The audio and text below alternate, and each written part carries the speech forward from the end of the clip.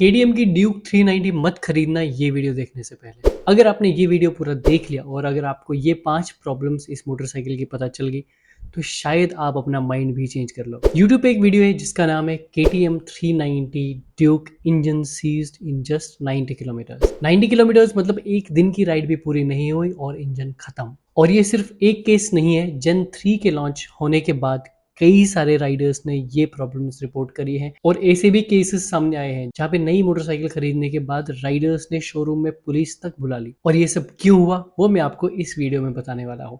तो आज के इस वीडियो में आपको 5 ऐसी प्रॉब्लम्स बताऊंगा KTM ड्यूक 390 की, जो आपको डीलरशिप में या फिर टेस्ट राइड में बिल्कुल भी पता ना चले। तो अगर आप ये मोटरसाइकिल खरीदने का सोच रहे हो, 3.5 लाख रुपए खर्च करने का सोच रहे हो, तो वीडियो एंड तक जरूर देखना। Hello and welcome back to the channel. चलिए शुरू करते हैं। सबसे पहला और सबसे बड़ा प्रॉब्लम जो हर एक मोटरसाइकिल, हर एक बाइकर का नाइटमेयर होता है, वो है इंजन सीज होना। और KTM ड्यूक 390 की ऐसी प्रॉब्लम्स बहुत सारे राइडर्स रिपोर्ट कर चुके हैं। KTM ने 2024 में ड्यूक 390 का जेन 3 लॉन्च किया और इसके लॉन्च होते ही बहुत सारे ओनर्स ने ये इश्यूज रिपोर्ट किए कि बहुत थोड़े से किलोमीटर चलने के बाद ही मोटरसाइकिल का इंजन सीज हो जाता है, यानी चलते चलते मोटरसाइकिल का इंजन खत्म। और ये केस सिर्फ इंडिया में ही नहीं आए, जहां भी जिस कंट्री में भी जेन 3 की इस मोटरसाइकिल को परचेज किया है लोगों ने, ये प्रॉब्लम्स रिपोर्ट की गई है।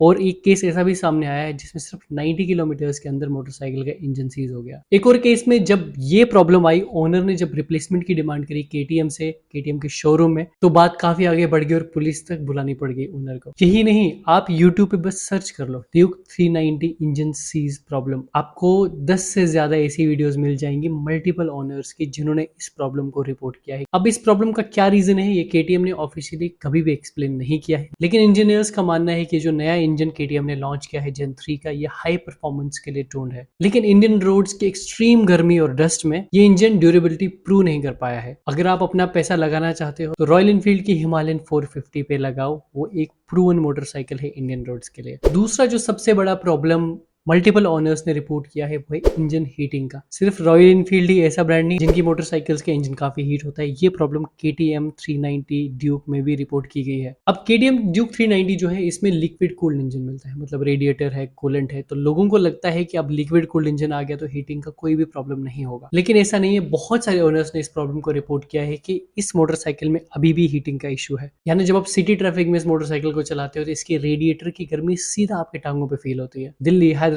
चेन्नई जैसी गर्मी में जब इस मोटरसाइकिल को आप चलाते हो और 5 मिनट के लिए भी जब आप सिग्नल पे खड़े रहते हो तो इसका रेडिएटर का फैन ऑन हो जाता है और सारी गर्मी आपके लेग्स पे फील होती है। अब इंजन हीटिंग सिर्फ एक डिस्कम्फर्ट का प्रॉब्लम नहीं है, लॉन्ग टर्म में ये मोटरसाइकिल को काफी नुकसान पहुंचाता है, जिसकी वजह से आपको बार बार मोटरसाइकिल की सर्विस जल्दी करानी पड़ती है और काफी खर्चा भी बढ़ जाता है मोटरसाइकिल। तो अगर आप ऐसी सिटी में रहते हो, दिल्ली, हैदराबाद, चेन्नई, जहाँ पे 4 महीने कहर की गर्मी पड़ती है, तो ये मोटरसाइकिल आपको अच्छा खासा हीट फील कराने वाली है। तीसरा और सबसे इंपॉर्टेंट प्रॉब्लम है माइलेज का। अब ये माइलेज का प्रॉब्लम इतना है कि कुछ लोगों ने क्लेम किया है कि कंपनी जितना माइलेज क्लेम करती है इस मोटरसाइकिल का, उसका आधा भी नहीं मिलता। KTM ड्यूक 390 का जो कंपनी ने क्लेम माइलेज किया है वो है 30 किलोमीटर पर लीटर। लेकिन अगर आप जब डीलरशिप में, शोरूम में इस सवाल को पूछते हैं कि माइलेज कितना देती है, तो उनका सवाल भी 25 से 24 किलोमीटर के अराउंड ही रहता है। लेकिन रियल वर्ल्ड में ये फिगर्स कुछ और हैं। तो कुछ ओनर्स ने इतना भी लिखा है, अगर आप एग्रेसिव राइडिंग करते हैं तो मोटरसाइकिल मुश्किल से 16 से 18 किलोमीटर पर लीटर का माइलेज देती है। यानी अगर आप सिटी में राइड करते हो, स्लो ट्रैफिक में, सिग्नल्स पे, स्टॉप एंड गो, तो मोटरसाइकिल आपको 18 से 20 किलोमीटर पर लीटर का माइलेज देने वाली है। उसी तरह अगर आप हाईवे पे इस मोटरसाइकिल चलाते हैं और आपकी कांस्टेंट स्पीड 80 के अराउंड रहती है, तो पॉसिबल है ये मोटरसाइकिल आपकी 25 से 28 किलोमीटर पर लीटर दे सकती है।